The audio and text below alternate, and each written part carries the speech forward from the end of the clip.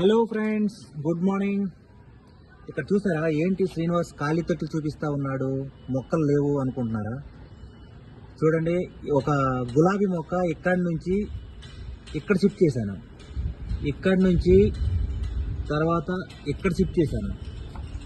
ఇక్కడ షిఫ్ట్ చేసిన తర్వాత ఇవ్వండి, చూడండి చూడండి చూడండి, ఇలాగా ఒక అందమైన ఎర్ర గులాబీ వచ్చింది. అంటే దీని అర్థం ఏంటి, ఎందుకు చూపిస్తున్నాడు అంటే, ఇక్కడ చిన్న తొట్టిలో ఉన్నప్పుడు కూడా ఎర్ర గులాబీనే పూసింది, తొట్టి మార్చినా కూడా ఎర్ర గులాబీ ఉంది.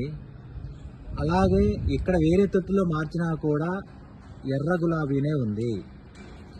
అరే పిచ్చోడా, ఎర్ర గులాబీ కాకపోతే వేరే గులాబీ ఎందుకు వస్తుంది అనుకుంటున్నారా? ఎస్, రాదు. అంటే ఆ గులాబీలో ఏదైతే ఉందో అదే ఉంటుంది.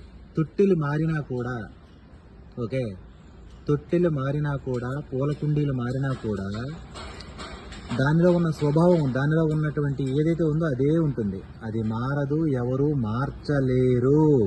Thank you.